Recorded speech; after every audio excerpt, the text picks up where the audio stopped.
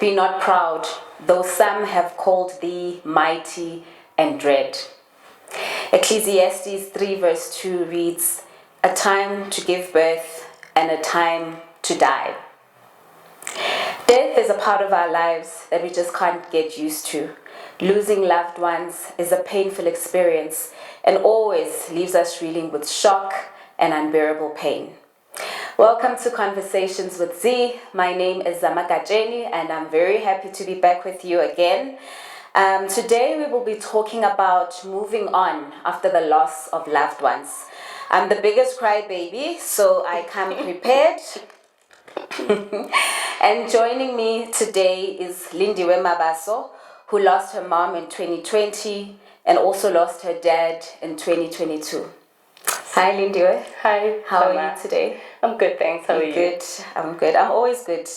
When I'm sitting here, I'm always good. You're in your zone. I'm in my zone, right? So, Lindy, tell us a bit about yourself. Okay, so as you mentioned, I'm Lindiwe Mabaso, and I was born and raised in the East Rand of Johannesburg. I grew up in a home whereby I had both my parents, and I have an older brother, so I'm the last born in the family. The spoiled brat, in other words. The spoiled brat, but very responsible one, I must add. And yeah, I'm a mother of two, currently customarily married. And yeah, that's me. And I'm a corporate girl. Yeah. Okay. Sounds good. Sounds good. So I know that one of your greatest fears in life was losing your mom. Yes. How did you feel in that moment when you realized that you'd lost her back in 2020? I think, one of the things that happen is you go into shock mode, right? You go into shock mode. And with me, what happened was, because my mother's death was very sudden, and she took her breath while we were waiting for the ambulance with my dad and my brother and my son, because I already had my firstborn son at that time. And so a part of me knew, because even when I was calling the ambulance and they kept on saying they're coming, I think a part of me just knew that. Yeah, I think this is going to be it. And then when the paramedics then declared that she has passed on, it was heartbreaking. But mainly I would say that it was shock more than anything. Yeah. Sure. And I know that when people lose loved ones, they often say that they were angry at God. Did you feel you were angry with God? And I'm referring now to both times. So maybe either when mom passed or when dad passed. Was there ever a time where you just felt, you know what, I'm angry with God? I was not, I never got to a point of being angry with God. I think, like I said, because for the first year for me, it was mainly the shock. And I remember it felt like my mother had control over it, actually. Because I remember that year, every day I would walk into her bedroom and I would say, Mama, but why? Why would you? To me, it felt like she had the power or control over it, and I know she didn't. But it felt that way. And then with regards to God, I have always been dependent on God on everything. And I think throughout my life, I've learned not to ask why me. And even when I faced this situation, I never got to a point whereby I was like, why me? Why is this happening to me? And so it was just mainly like I felt like my mother had some kind of control over this, and why did she agree to leave this world? And like why would she? And especially because I had actually dreamt of her passing on before it happened, and I told her that I dreamt of you, that you had passed on. And we both joked about it. My mother's like, I'm not going anywhere until you get married, And I think maybe that's the reason why I felt like she failed me in a way. Because she had committed that. Exactly, she had committed to that. So with God, I was more dependent on Him because I knew that I was not going to find any comfort anywhere else besides Him. And yeah, like I said, because growing up in church, you learn that you can never ask why me, because who do you expect to go through that? Why would you expect somebody else to go through the pain that you are feeling right now? And I think I've been very cautious in not asking that question or questioning God in terms of why did this happen. Yeah. Okay. So then you deal with losing mom. You adjusted to life, without her. And just as you were getting used to the new family dynamic being now it's dad, your brother, and yourself, and obviously your son at the time. And just as you were now getting used to that, you lost dad too. Do you remember what and how you felt when you then got the news of dad's passing? So I think I'm gonna start by giving you the journey in terms of how my dad got to, passing on. So my dad got sick, and he was in and out of hospital for about 3 or 4 months, and he would spend 3 weeks or 4 weeks in hospital, and then he'll be out discharged for about less than a week, and then back in hospital. So when my dad passed on, or when we found out that my dad had passed on, for us, we felt like he was now at peace because he had been through a lot. And actually, one of the days when we just got back from visiting him at the hospital, my brother and I were having a conversation about it. And my brother, we both said that, you know what, my dad being sick actually made us appreciate how my mom passed on. My mother's death was very sudden in her sleep. She didn't go through pain. She wasn't sick, But at the time when it happened, it was very painful because we felt like at least if she had gotten sick and we saw that she was sick, it would have been easier for us to accept. But then when my dad got sick, it was a wake-up call to say you wouldn't have wanted that for your mom. You wouldn't have wanted to see her going through the pain that my dad was going through. At some point, I had a conversation with my dad. I was like, I think it's time to let go. You're not failing us by letting go, but you tried and you've been fighting. But yeah, it's now time for you to let go. So when we got the call, I remember I was working online at home and I just screamed. Because what happened was the hospital called my brother and yeah, and my brother was the one that informed me.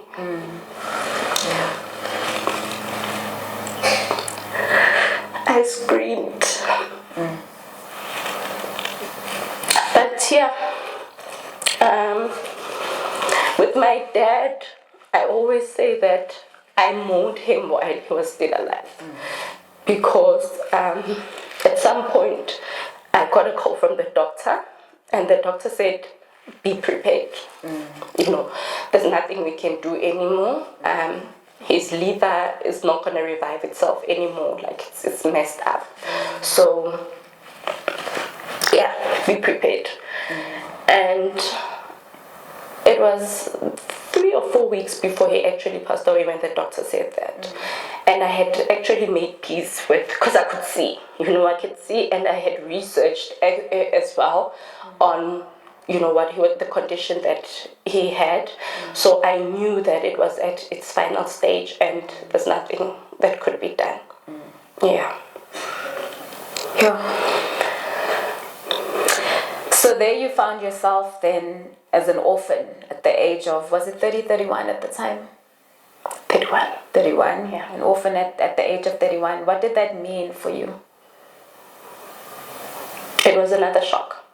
Because reality kicks in then that you actually don't have parents, At least when my dad was around, you had somebody to run to, And like you said, we had gotten used to now our new normal of me having my dad at home.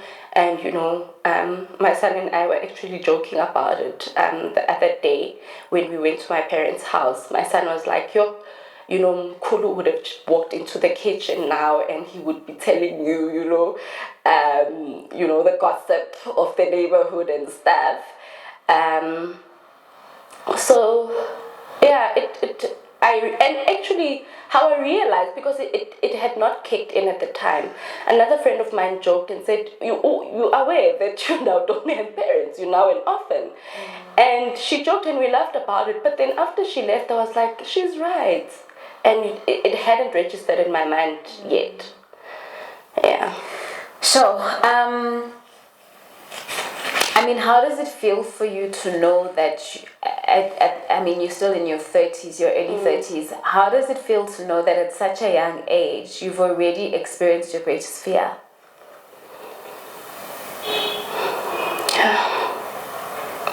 It's scary.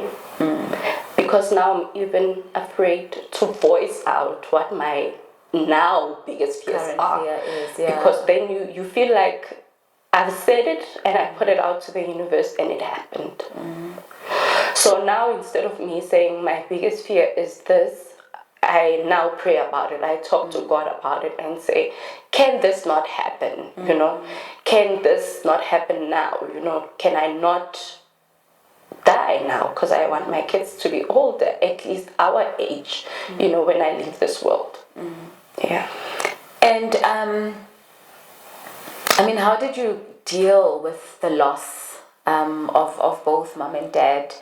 How did you get through those difficult moments? What kept you going? So with my mother, it was very difficult because I was very, very close with my mom compared to my dad.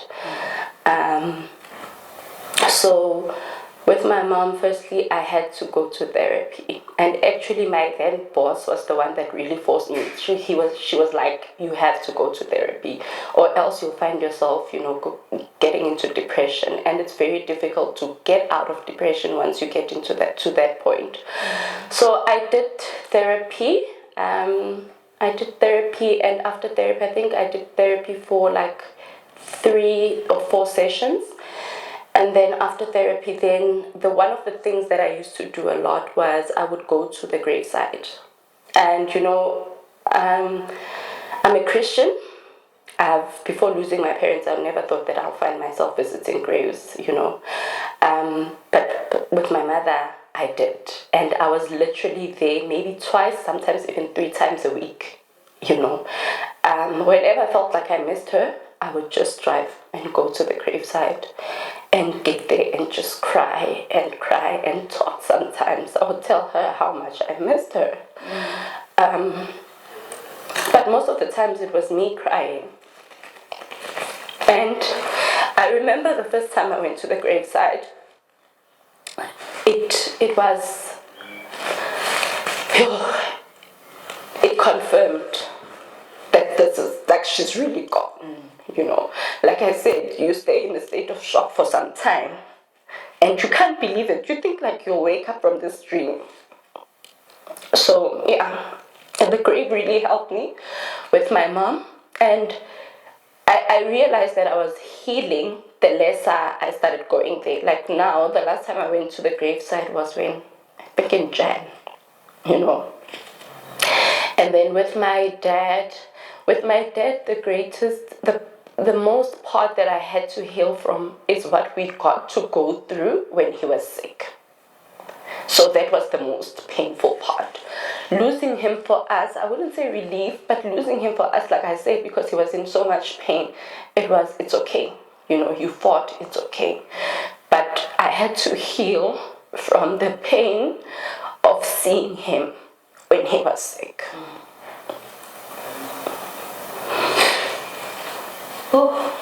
And even with my dad, I had to do therapy because I had to deal with everything. You know, it felt like I had swept a lot of things under the carpet, and losing my dad forced me to face up to those things. And one of the things that people don't do, or that I had to start doing, was that you have to be intentional about healing. You have to want to heal. You know, you can't hold on to the pain, so you have to want to heal.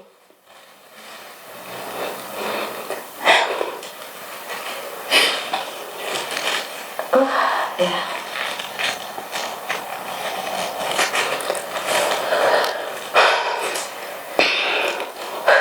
Grief is a process.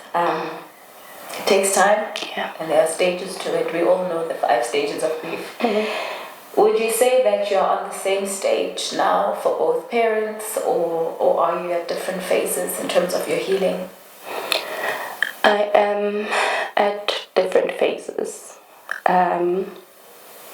So there was this article I think that I read, I think somewhere on social media. The guy was talking about like pain is like a ball, right, in a square. So the square is your heart or your emotions, and the ball is the pain that you go through. And he was talking about how, you know, at first when you lose someone, the ball is very big. So hence every day you're crying, or you know, you feel the pain each and every day.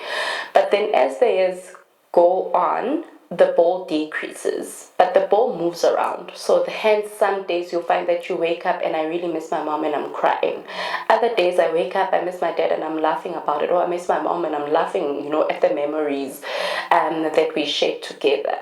So I am at different stages with both of them. With my mom, I'd like to say that I am healed, not 100% obviously, but I'm not where I used to be in 2020 or 2021 or even 2022.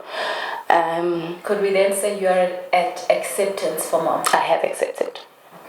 I had to accept, you know. I stopped actually, what I used to do is I used to, you know, reminisce or even think about how if she was around, this would have happened. If she was around, this would have happened. So I've stopped doing that because I have accepted that she's no longer around, and there's nothing I can do about it. So yeah, even with my dad, so like I said, with my dad, the process was, you know, I wouldn't say much easier, but the healing was much quicker. Yeah, it was much quicker. Because with him, I had to deal with not the losing him part, but with what he went through before we lost him. So yeah. So what stage would you say you're on for dad? And I'm talking to the 5 stages, so the denial, the bargaining, acceptance. What are the other 2? Just forgotten them now. I've forgotten them. But I'm healed. With my dad, I am healed. Because so maybe you were on acceptance for both. Yeah. Okay. And what is this, or your true experiences? What have they taught you about life? My mom's experience, definitely life is too short, you know, because of how sudden it was, and we were actually even making plans. You know, it taught me that you can plan, but at the end of the day, God decides. With both my parents, the one thing that I learned was that God will always send you his people, right? So our biggest problem, and the reason why there's so much added things onto your grief, is because you expect family to show up and you expect them to show up a certain way. And one thing I've learned is that people are going to show up the way they choose to show up for you. So don't undermine how, you know, Zama chooses to show up compared to how Lindiwe chooses to show up, you know, because people define support differently. Yeah. And I've learned that, it's those 2 things. You know, life is too short. Fix your wrongs. Fix your wrongs while you're still alive. Yeah. Okay. What would you say to encourage others who have also lost loved ones? So people who have, you know, and I can't even say who have felt your pain. Maybe they've lost just the one parent. But what would you say to someone who's watching, who's gone through what you've gone through? Take your time. Take your time in healing. Cry if you want to. Therapy is very important. I think, you know, as Black people, we need to make therapy to be a norm. Therapy is very important because there are tools that therapists are going to give to you that are going to help you to, you know, to grieve and to get to a point of wanting to heal. And then most importantly, and I'm going to emphasize this, be intentional. You have to want to heal. You have, and it's okay to let go. You know, you holding on to the pain doesn't mean I love my dad any less, because with my dad I healed much quicker. You know, it's because the difference is because I was very dependent on my mom compared to my dad. You know, and that's the reason why with my mom I tend to feel a lot of pain every now and then, because of when certain things happen, I'm like, she would have done this, you know, she would have covered my back for this. So it's okay to let go. And I remember there was a time when I woke up and I couldn't remember my mother's face. Okay. I just couldn't remember how my mother looked like. Like, you know how you picture her, how she looks like. But that day I couldn't remember. And I don't know why. And I felt so bad, and I cried that day because I just couldn't remember what my mother looks like. And I think for me that day was a lesson to say to me, it's okay to let go. Let go. You know, it's okay not for me to be at the grave side every year or, you know, every month. It's okay. It doesn't mean I love them any less. So you have to be, so be intentional, therapy, and it's just okay. It's okay to feel how you feel, and the grieving, it's different for everyone, you know. Yeah. You actually now alluding to my next question when you're saying that the grieving is different for everyone. So that's my exact question, to say we all grieve differently. But do you think that there's certain actions of support that you know you would always welcome in the time of grief? And what I mean by that is, for example, I don't prescribe how people should, you know, deal or handle their grief. I'm not the type of person who will say, oh no, don't cry, you know, because what if the person needs to cry? Who am I to tell them not to cry? They know what they're feeling.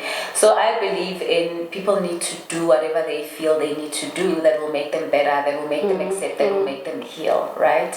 So in my not wanting to be prescriptive, what can those of us who find ourselves in the midst of family and friends who have lost their loved ones, what can we do without coming across as you telling me what to do? So what is always welcome? I think the biggest thing is being there post the funeral, because remember, after the person loses a loved one, that first week it's quite busy because everybody's there.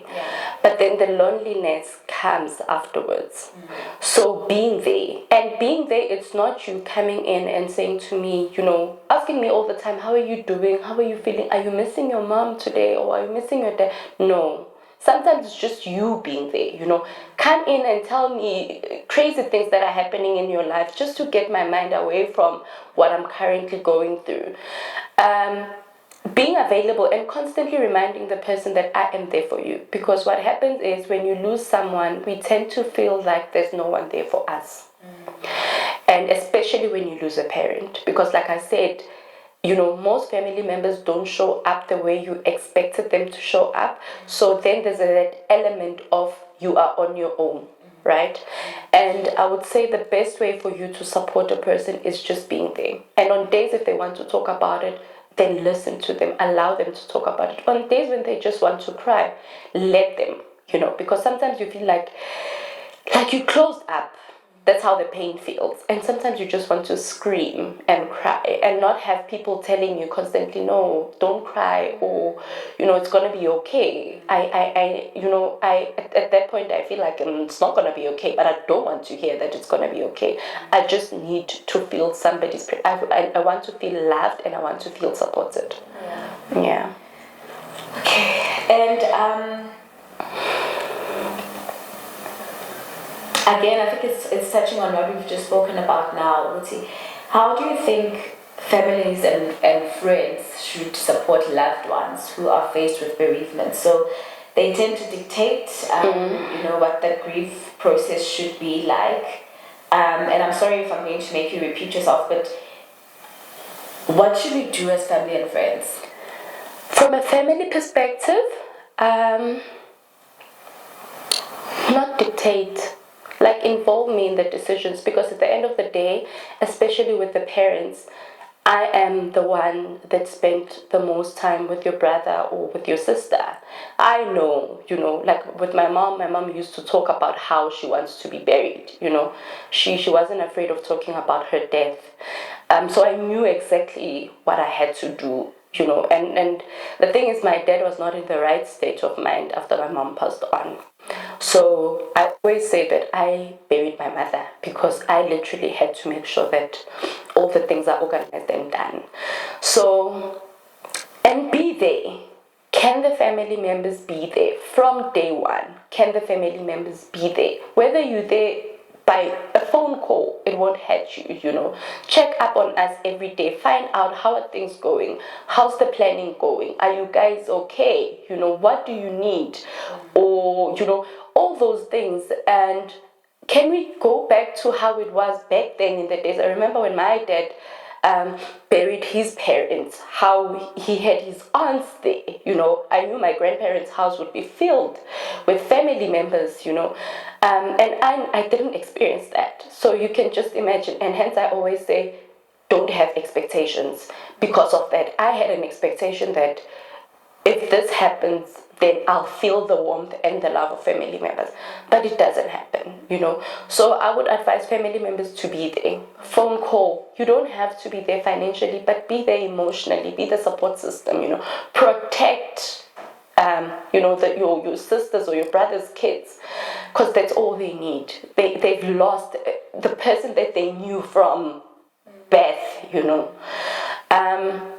And then with friends, I would also say the same thing. I remember my best friend, what she used to do, one of the things that I actually mentioned, she would come and she'd tell me about her boyfriends and would laugh about it because, all you need sometimes is just that, some lightness, because I am in darkness at that moment in time. So I need someone who's going to bring in some light. So even with the friends showing up, if you can, show up as many times as possible. Even if it's every day, show up. Very, very important. Thank you for that. Thank you for sharing that, because I think sometimes, it's either we don't know what to do or we're doing the wrong thing and saying the wrong thing. So thank you, that helps a lot. And then is there anything else you'd like to share that you think maybe I've missed? Just in closing, anything else you'd want to say to someone who has experienced loss like you? So, firstly, just to add on the previous question that you mentioned, another big thing that I found very difficult. So, you must remember, some people find it difficult to talk about what they need help with, right? And when you do show up, then you are able to see what your friend needs. So I used to get, a lot of WhatsApp messages and calls of, let me know, friend, if you need anything. But what am I supposed to say? How am I supposed to say to my friend that I need money if I do need money? It's a difficult thing to ask because I've never been to a point whereby I have to ask for things from my friends. So being there, you are able then to notice, because I'll be complaining to you as my friend that, oh my God, you know what? There's not, we don't even have money for veggies. And then you are able to say, okay, let me help out. So when you are present, you are able to identify the gap in what your friend is going through. I honestly don't, I know it's a polite question to ask, what do you need? But I honestly don't like that question because I struggle to ask for help. And I feel like if you're asking me that question, how am I supposed to respond to it, And then another thing that I don't know if I did mention or if I am repeating myself is advice to the people, that either have recently lost their family members or their parents, or people that are still going to go through that route. Like I said, don't have expectations. What hurts us the most is expectations of how people are going to show up for you. The second thing is appreciate every little thing that people do. So, like I said, sometimes we have an expectation that you want people to show up by giving you money, and Pumi decides to show up by buying groceries or helping out, helping out with the cleaning, helping out with the cooking and whatever. So appreciate every little thing that people do to show up for you. And lastly, always, my therapist said this to me when I did therapy after I lost my mom. She said, it's okay not to talk about it. It's okay to tell people that I'm not ready to talk about it. And she was right, because I would be triggered the moment I come across a neighbor who says, oh my God, I heard about your mom. What happened? You know, and to find that maybe I woke up that day, I was okay the whole day. And now that the neighbor has asked me what happened, and remember, when you talk about it, you literally relive the moment, right? So it really triggers you. And my therapist said, stop doing that. So tell them, I am still hurt, so I can't talk about it right now. One day when I am ready to tell you what happened, then I'll tell you what happened. You know, I'm not ready to talk about my mom. Yes, she's passed on, but I'm not ready to talk about it. And it's your responsibility to protect yourself from that, because people are inquisitive. They do want to know, you know, they're curious. They want to know what happened. So it's okay not to want to talk about it. It's been a bit of a tough one today. But Lindiwe was brave and courageous enough to come out and share his story with us. Thank you so much for that. So yeah, I think I'm left with very little to say. I need to go nurse my emotions now. So thank you so much for tuning in. I hope that if you liked what you saw, that you will subscribe. And yeah, I guess we'll see you on the next one.